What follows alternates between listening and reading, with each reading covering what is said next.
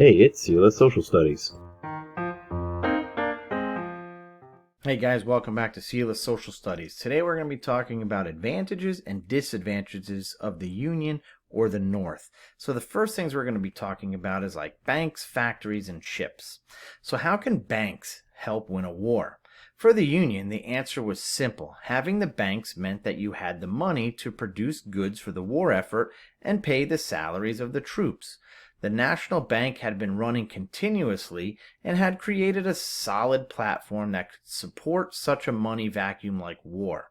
During the years of 1861 and 1865, the Union, or the Northern Army, employed approximately 2 million soldiers. The salaries of these soldiers ranged from $13 a month for a private, soaring upwards to $212 per month for an officer. In order to keep men fighting, they needed to get paid. Another advantage for the North was the overabundance of factories. Starting from the days of the 13 colonies, the North was the center for most trade and manufacturing.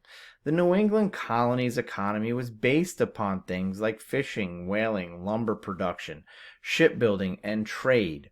This stayed true in the mid 1800s. The North's reliance on manufacturing changed slightly since the colonial days, with the Yankees now focusing on iron, steel, and musket production. In 1860, by percentage, the Union manufactured 97% of the nation's firearms, 96% of its railroad locomotives, 94% of the cloth, 93% of its iron, and over 90% of its boots and shoes. The Union also had the oceans and waterways under their control. After the crushing defeat at Fort Sumter, the Union Army began to try and strengthen its navy. The Union was able to set up a blockade surrounding New Orleans, as well as lining ships up the Atlantic seaboard, effectively blocking the Confederacy, which was the South, and not allowing them to trade or seek help from their British allies. The size of the Union Navy reached roughly 600 ships when it made it the largest navy in the world. Naval dominance on the rivers allowed the Union to gain an edge in the war on land. Another advantage is railroads and communication. Because of its greater industrial strength, the North had a large transportation network. The North had twice the density of railroads per square mile. Railroads were effective, reliable, and faster modes of transportation than any other form of transportation. With many of the battles located far from populated areas, railroads were an integral part of transporting supplies for the combatant. In the pre-war years, the Union had 21,700 miles of railroad tracks. This greatly outnumbered the South. Percentage-wise, the North controlled or was in control of 71% of railroads in the United States. The Union's advanced transportation system allowed it to ship soldiers and war supplies from cities to the war front in a much shorter span of time than that of the South. Communication through the telegraph lines was another strength for the North during the Civil War. When the railroad tracks were laid across the country, so were telegraph lines. This was a huge benefit for the North. Not only was Lincoln able to move supplies and soldiers faster across the nation, he was also able to send orders and retrieve information much faster than Jefferson Davis was in the South. Lincoln and his generals were much more able to make quick decisions and meet the enemy head on because of better communication. Another advantage for the North was population. The old immigrants of the early 1800s led to a more populated North. Many of the Irish and German immigrants moved to the industrious North to work in unskilled factory jobs or to farm.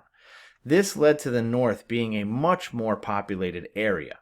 Before the Civil War began, the Union had about 21.5 million people, over double of what the Confederate States had.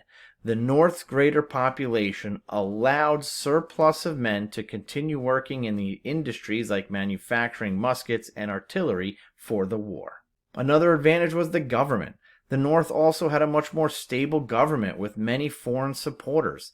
The United States capital of Washington, D.C. was located in the North. Abraham Lincoln had superior leadership skills over the President of the Confederacy. The Northern government was the official government that was recognized by foreign allies as having stability and superiority. Now, what were some of the disadvantages of the North or the Union? Well, one was motivation and abolition. Among the weaknesses of the North, motivation was one of the top disadvantages of the war effort. The Northern soldiers were just not into it, meaning that they had no clear reason for fighting the war. They could not understand why they were fighting on a day-to-day basis. Lincoln only wanted to preserve the Union at the beginning of the war. Many Americans were okay with the South seceding. Northerners did not agree with slavery, but that was not made a purpose of the war until the Emancipation Proclamation. While many Northerners were fierce abolitionists, there was a large population of the North who felt that if slavery did not affect them, they should just let it be. They did not know the true harshness of slavery, and there was a disagreement among the population of the North about the issue of slavery. Another disadvantage was the territory that the war was fought on. This war was not a war that came to the North.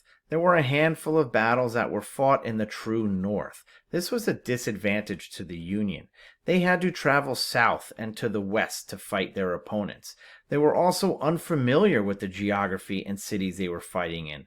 The climate of the South is different than the North. The soldiers wore navy blue wool uniforms that were unbearably hot, and many soldiers died of heat exhaustion. They were also unfamiliar with the geography and cities of the South. The distance between cities in the South was much larger than in the North. Many soldiers were not prepared for this, and supply lines suffered. Many Union soldiers and regiments took longer to get their locations and sometimes even got lost. Another disadvantage was, believe it or not, the poor judgment and the leadership of the Union Army. Before the war, many of the best generals lived in or below Virginia. President Lincoln offered Robert E. Lee the position of the General of the Union Army. Lee declined, feeling that he was a Virginian and should not fight his brothers in state. Most generals who graduated from West Point became the leaders of the Confederacy. The Union Army generals graduated lower in their classes and did not have enough aggressive tendencies. During battles, Union generals would never chase and finish off the Southern armies. They would let them escape. Lincoln would eventually replace his commanding generals 6 times before finally settling on General Ulysses S. Grant. Many of the Northern generals felt that the Civil War would not last longer than a couple of weeks. All the advantages gave the Northern generals a false sense of ease of victory, that they did not expect the South to fight as viciously as it did, making this a deadly 4-year war. I'll see you next time.